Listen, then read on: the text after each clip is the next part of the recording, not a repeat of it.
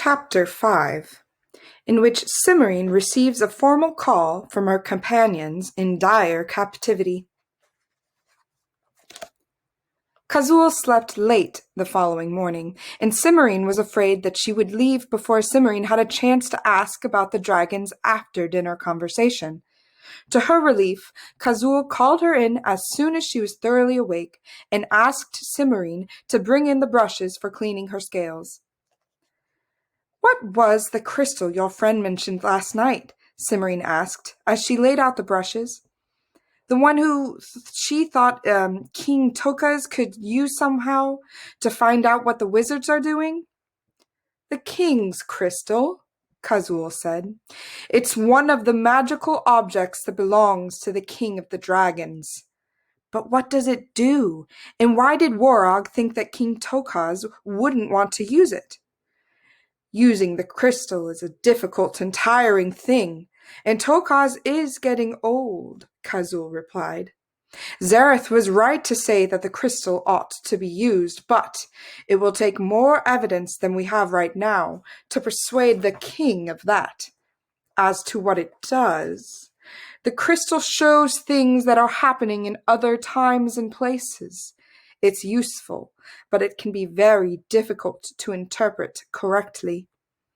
"Oh, a crystal ball," Cimorene said, nodding. She tapped Kazul's side, and the dragon bent her elbow so the scales were easier to reach.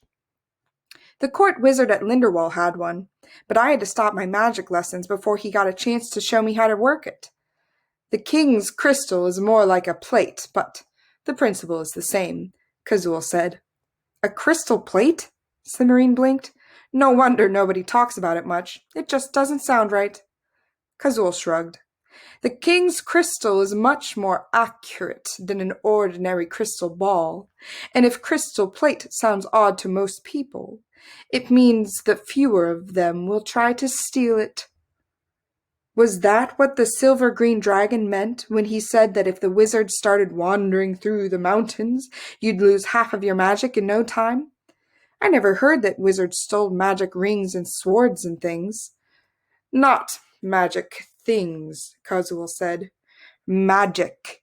Wizards steal magic. That's where their power comes from." "How can a wizard steal magic?" Cimorene said skeptically. She climbed onto a stool and began working at the ribs of Kazul's wings. "Wizards' staffs absorb magic from whatever happens to be nearby," Kazul said, stretching out her left wing so Cimorene could get at the base. "That's why they're always hanging around places, like the Mountains of Mourning and the Enchanted Forest. The more magic there is in an area, the more their staffs can soak up." "What would happen if someone stole a wizard's staff? Would the wizard still be able to use it?" "The wizard wouldn't be able to work any magic until he got it back," Kazul said. "Most of them have a great many anti-theft spells on their staffs for exactly that reason. Of course, it happens anyway, now and then. As long as the wizard and the staff are separated, the staff doesn't absorb magic." "That doesn't sound like a very good arrangement to me," Cimorene said. "I can think of half a dozen ways a staff could be lost or forgotten or stolen or something. It doesn't seem sensible for a wizard to depend so much on anything that's so easy to mislay." Kazul shrugged. "They seem to like it." "I can see why you don't want them in your part of the mountains." "Can you? Do you have any idea how unpleasant it is to have part of your essence sucked out of you without so much as a 'by your leave'? Not to mention the side effects." "Side effects?" Cimorene said, puzzled. "There, turn around and I'll do your other side. Roxim isn't the only dragon who's allergic to wizards," Kazul said dryly, as she shifted her position. "Or rather, to their staffs. We all are. Roxim's just a little more sensitive than most. That's why we made the agreement with them in the first place." "The dragons have an agreement with the wizards?" Kazul nodded. "To be precise, the king of the dragons has an agreement with the head of the Society of Wizards. The wizards stay out of our portions of the Mountains of Mourning, and we allow them partial access to the Caves of Fire and Night. At least that's the way it's supposed to work. King Tokaz is getting old and forgetful, and lately wizards have been turning up in all sorts of places they aren't supposed to be. Like that wizard Xenomar I met on the path, Cimorene said. Do you think he really was the same Xenomar that's the head of the Society of Wizards? I doubt that anyone, even another wizard, would dare impersonate him, Kazul said. He has a nasty reputation. Cimorene remembered the hard black eyes and sharp features of the wizard she had met. He had certainly looked nasty enough, even when he was pretending to be nice. He was sneaky, too, or he wouldn't have tried to trick her. And he had been very annoyed when Cimorene got off the ledge without his help. Cimorene frowned. I wonder what he wanted really, she mused. Do you suppose he'll stop by the way he said he would? I almost wish he would try, Kazul said. There was an angry glint in her eye, and her claws made a scratching sound against the stone floor of the cave as she flexed them. Don't wiggle, Cimorene said. If Zeminar is as tricky as everyone says, he won't come while you're here. He'll wait until you've gone somewhere and I'm alone. True, Kazul frowned. Then she looked at Cimorene, and her eyes took on a speculative gleam.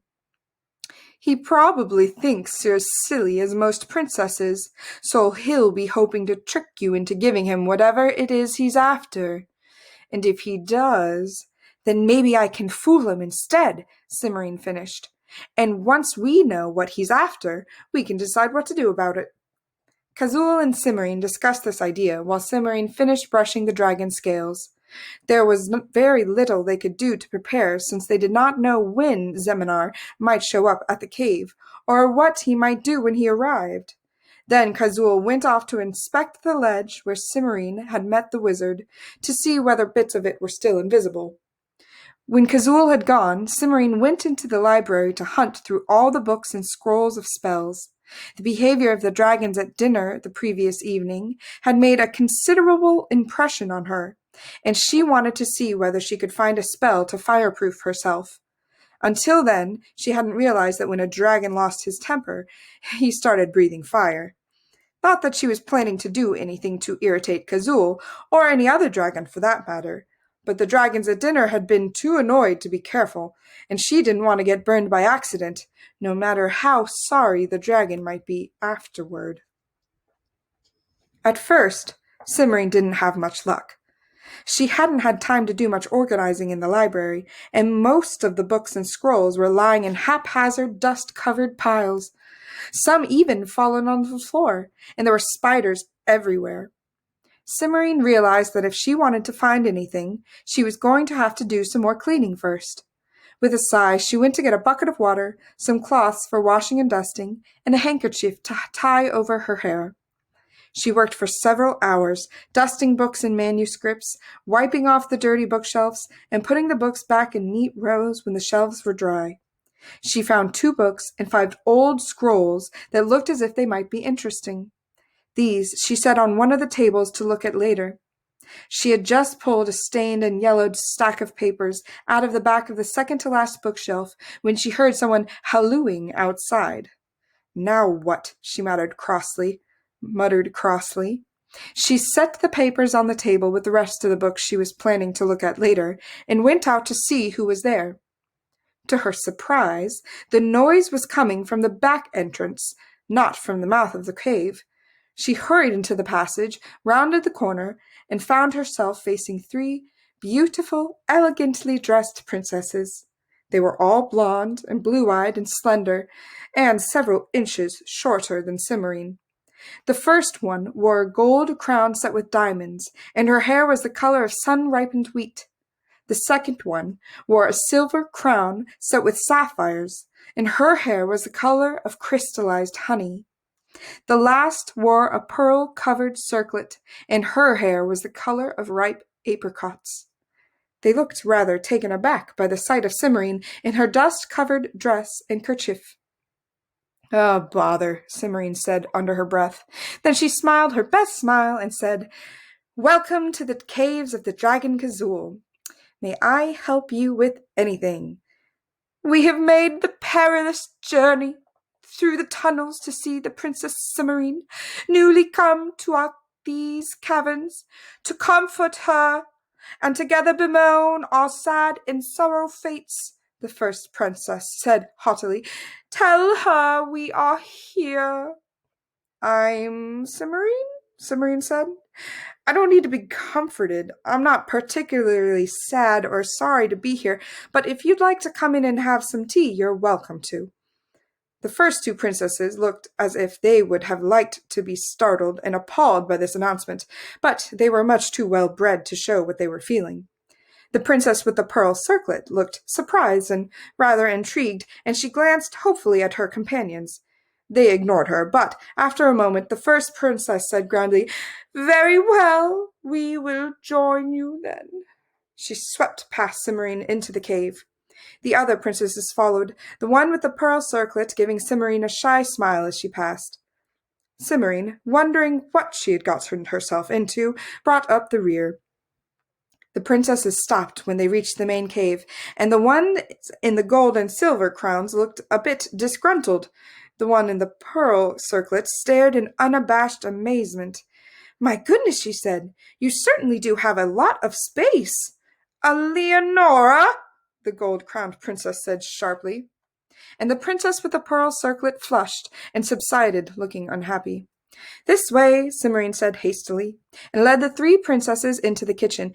Do sit down, she said, waving at the bench beside the kitchen table. The gold-crowned princess looked at the bench with distaste, but after a moment she sat down. The other two followed her example.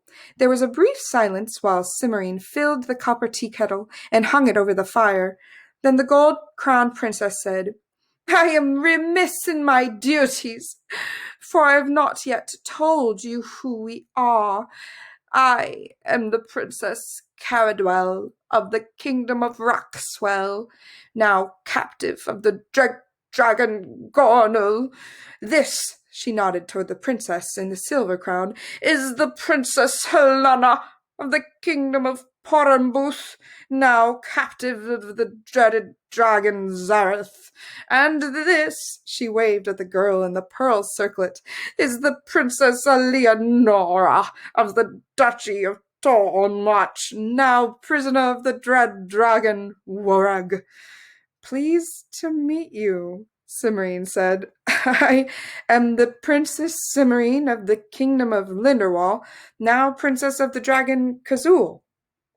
What sort of tea would you like? I have blackberry, ginger, chamomile, and gunpowder green. I'm afraid I used the last of the lapsang shillong this morning. Blackberry, please, Caradwell said. She gave Cimorene a considering look. You seem to be most philosophic about your fate. Would but I had so valiant a spirit, Helena said in failing accents, but my sensibility is too great, I fear, for me to follow your example. If you don't like being a dragon's princess, why don't you escape? Cimorene asked, remembering that Cazul had said that 3 princesses in a row had run away from the yellow-green dragon, Morans. Caradwell and Helena looked shocked.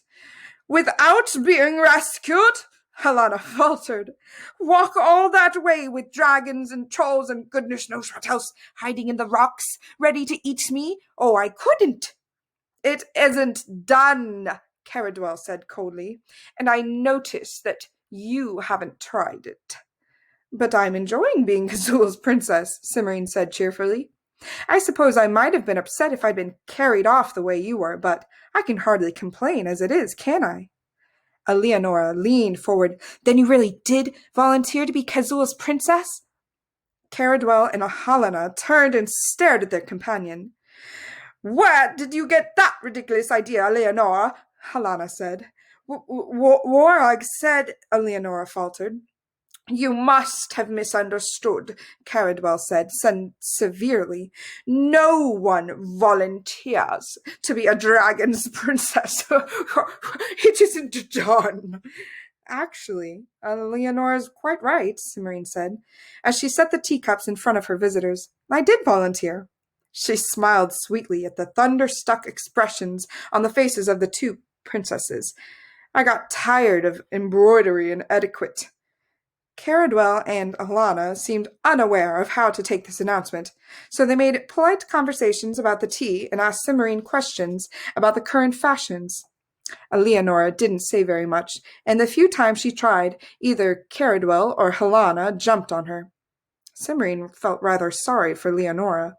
The princesses swept off at last, still somewhat puzzled by Cimorene's attitude. Cimorene gave a sigh of relief and set about cleaning up the kitchen. She was just rinsing the last cups when she heard someone hesitantly clearing her throat behind her. Cimorene turned and saw Leonora standing timidly in the doorway. "Hello again," Cimorene said. "Did you forget something?" "Not exactly," Leonora said. I told Carandwell I did, but actually I just wanted to get away from them for a while. I hope you don't mind." "I don't mind, as long as you don't expect more hospitality," Cimorene assured her. "I have to get back to work in the library." "What are you doing?" Leonora asked. She seemed really interested, so Cimorene explained about the fireproofing spell. "Oh, it sounds like a wonderful idea," Leonora said when Cimorene finished. "The dragons are careful around us, but it would be nice not to have to depend on them not to lose their tempers." She hesitated. "May I help?" "I don't think Kazul would mind," Cimorene said, "but you'd better change clothes first. The library isn't very clean, I'm afraid."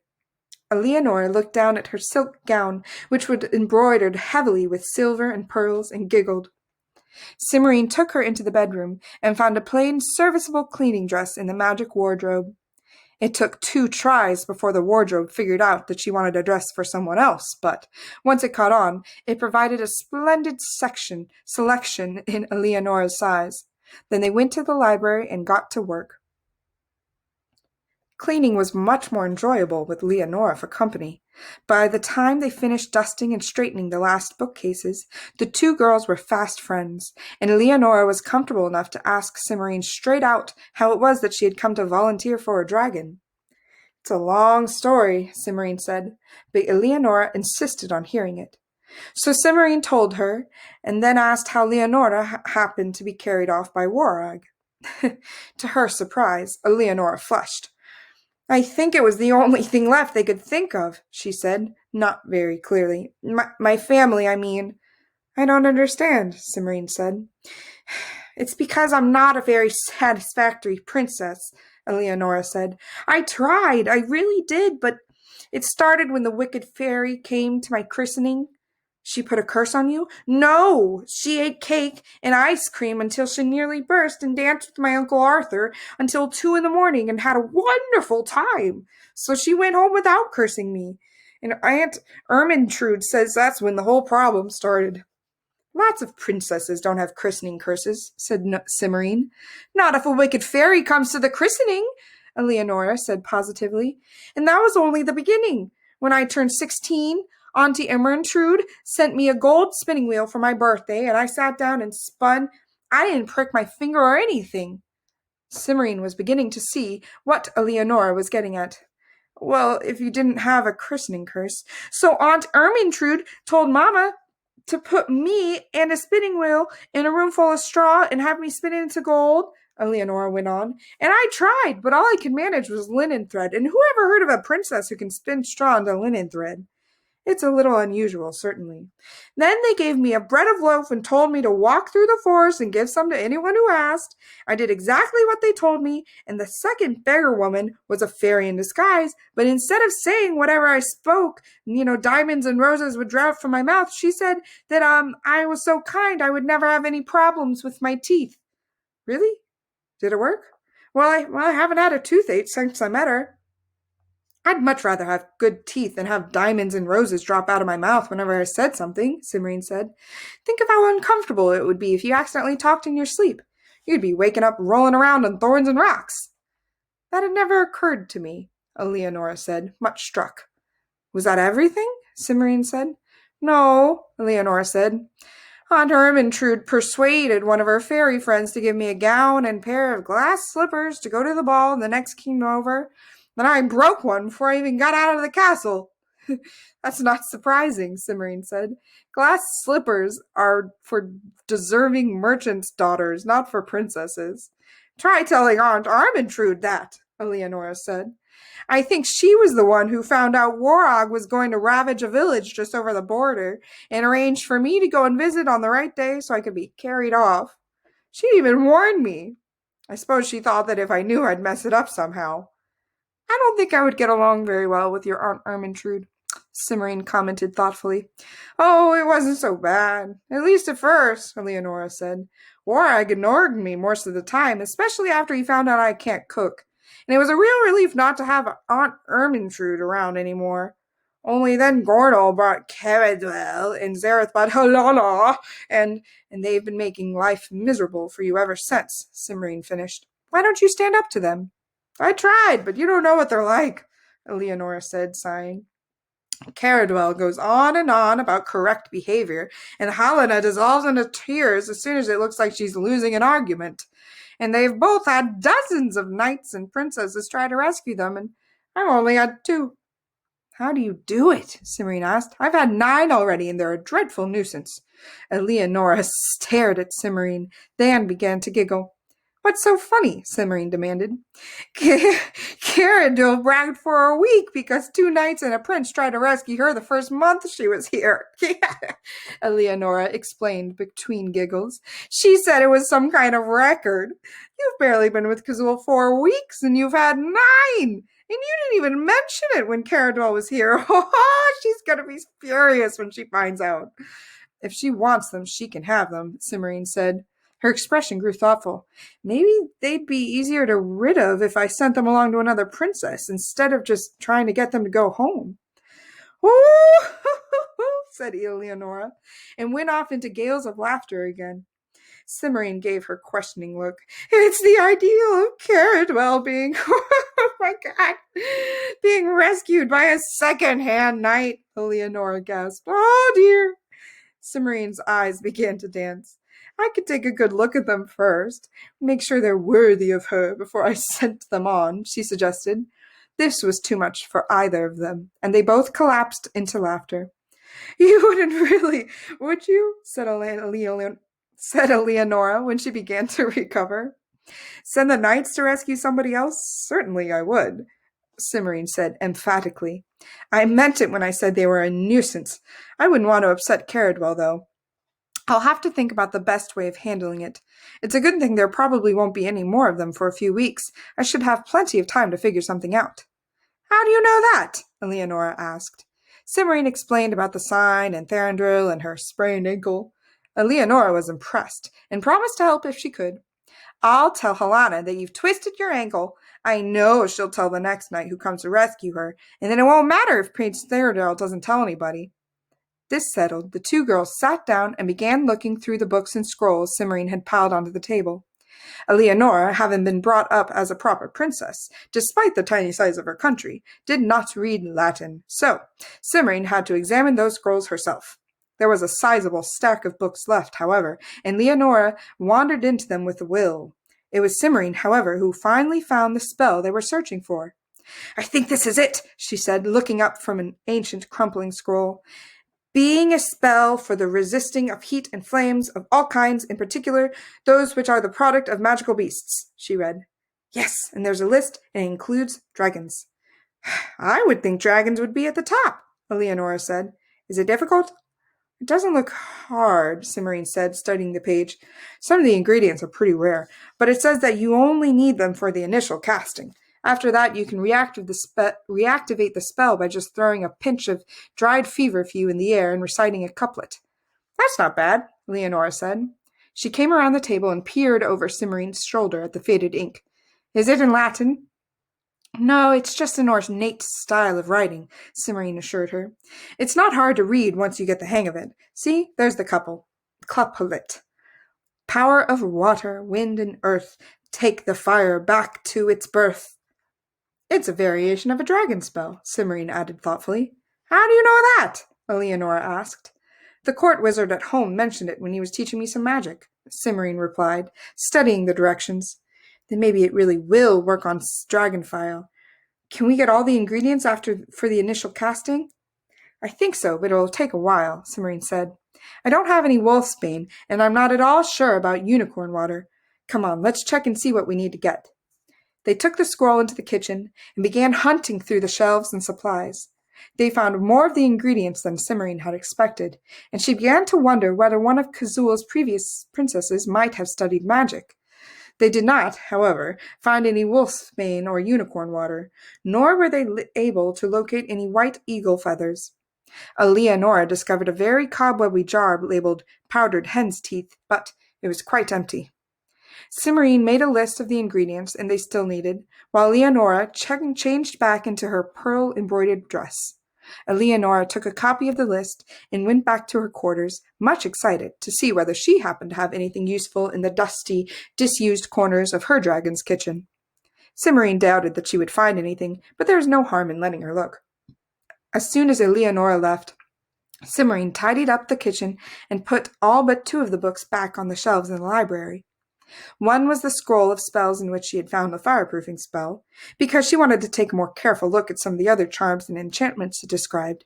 And the other book was a fat volume bound in worn leather with the words Historia Dracorum in cracked and flaking gold leaf on the cover. Cimorene had decided it was time she really got to work on her Latin.